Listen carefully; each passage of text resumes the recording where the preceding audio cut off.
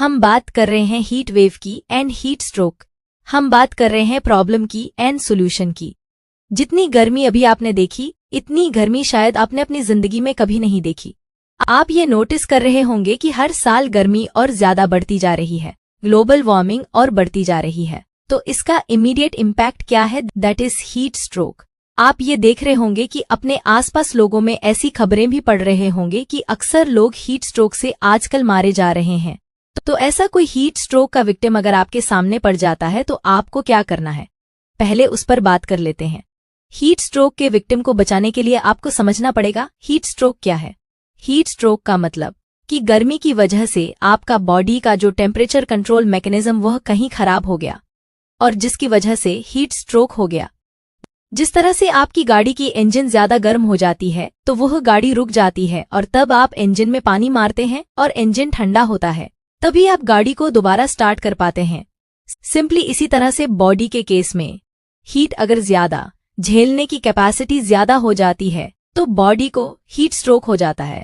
Heat stroke का मतलब कुछ क्लासिक सिम्टम, उसको अगर छुएंगे ऐसे विक्टिम को तो टेम्परेचर बहुत हाई होगा और ज्यादातर चेहरे में रेडिशनेस आपको नजर आएगी। पल्स रेट बढ़ जाएगा, हार्ट रेट बढ़ जाएगा, ब्लड प्रेशर बढ़ जाएगा, शैलो ब्रीदिंग होने लगेगी, उसकी बोलने की क्षमता में आपको कमी दिखाई देने लगेगी, वो कंफ्यूजन में दिखाई देने लगेगा, या कोमे भी हो सकता है, सीजियर भी हो सकता है, या फिर वो इंसान बेहोश भी हो सकता है या बेहोश ही हो जाता है। तो ये है classic common symptoms of heat stroke. और अगर आपने ये सारे सिम्टम्स देखे तो यानी कि patient is in heat stroke, और अगर वो हिलडुल नहीं रहा है और हीट स्ट्रोक में ग्रस्त है यानी कि वो बेहोश है, तो आपको क्या करना है, इसको समझना पड़ेगा। उसको समझने के लिए सिंपली आपको उसको लिटाना है। इस तरह से आप देखिए इंक्लाइन डाउन लिटाया है, यानी कि जो सिर का साइड है वो थोड़ा रेज्ड है और पैरों का साइड थोड़ी नीचे की तरफ है। इस पोस्चर में उसको इस पोजीशन में आपको लिटाना है और उसकी बॉडी को ठंडा करना है। ठंडे करने का सबसे आसान तरीका, अगर कोई चद्दर आपके पास है उसको ठंडे पानी में डाल के निचोड़ के उसके ऊपर अगर आप ढक देते हैं तो उससे उसको ठंडक मिलेगी। अगर कोई बर्फ अगर अवेलेबल है तो उसके बगल में बर्फ रख सकते हैं और साथ में ठंडी पट्टी भी कर सकते हैं, जिससे उसकी बॉडी को जल्द से जल्द हम ठंडा करें।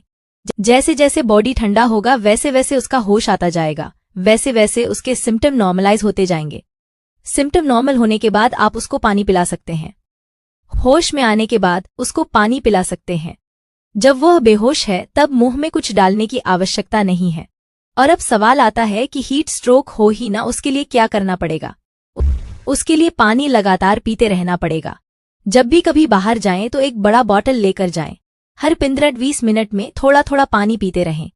वेरी वेरी वेरी इंपॉर्टेंट, हो सके तो दिन में 2 बार coconut water, fresh coconut water भी पिएं। याद रखिए, coconut water is the best mineral water given by the nature, given by the god. उसके अंदर वो सारे न्यूट्रिएंट हैं जिन न्यूट्रिएंट की आपको जरूरत है to protect yourself from heat stroke. Coconut water में कार्बोहाइड्रेट है, प्रोटीन है, फैट है, हर तरह का मिनरल्स एंड विटामिन का एक प्री डाइजेस्टेड फॉर्म में एक कलेक्शन है जो आपकी बॉडी में जाते ही इमीडिएटली अब्सॉर्ब होता है और क्विकली आपकी बॉडी को रीवेटलेस करता है। तो इस तरह से आप हीट स्ट्रोक के विक्टिम को रिवाइव भी कर सकते हैं।